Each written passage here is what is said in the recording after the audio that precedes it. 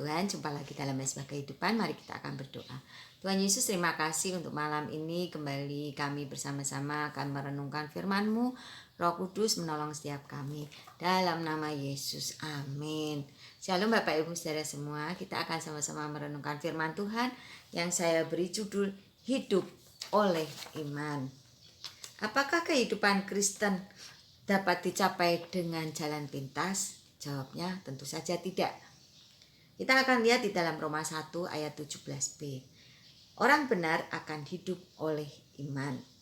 Di sini tidak ada jalan pintas, tapi proses hari demi hari. Alkitab mengatakan bahwa orang benar akan hidup oleh iman. Bukan dengan perasaan, bukan dengan emosi, bukan dengan kekhawatiran, tapi dengan iman.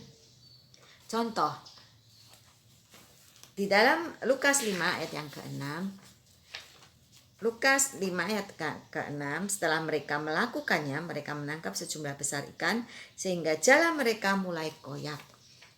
Di sini Simon melakukan apa yang diperintahkan oleh Tuhan Yesus. Tuhan Yesus mengatakan, tebarlah jalamu. Akhirnya Simon melakukan dan dia mengalami mujizat yang besar, dia mendapat ikan yang banyak. Jadi hidup oleh iman itu adalah ketika kita melakukan dengan iman, maka terjadi mujizat.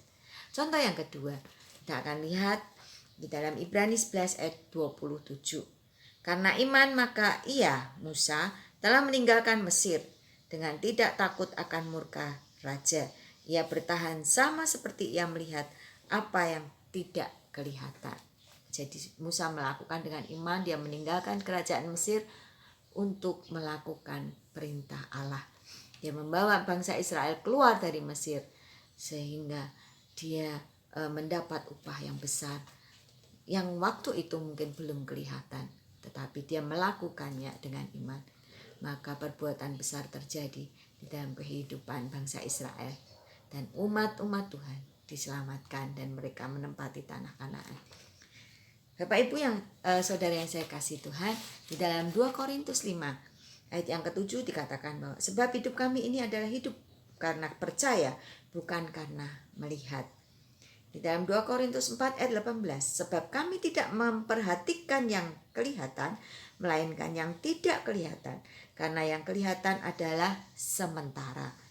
Sedangkan yang tidak kelihatan adalah kekal. Jadi Bapak Ibu saudara yang dikasihi Tuhan, hiduplah oleh iman dan tetaplah percaya bahwa kita hidup itu untuk yang tidak kelihatan, yaitu yang kekal, yang kita cari, yaitu kekekalan abadi bersama dengan Allah kita di surga. Itulah hidup oleh iman. Tuhan Yesus memberkati. Mari kita berdoa. Tuhan, terima kasih buat firman-Mu. Biarlah firman menjadi rema buat setiap kami, agar kami terus hidup dengan iman, sehingga mujizat Tuhan terjadi dalam setiap hidup kami hari demi hari. Dalam nama Yesus. Amin.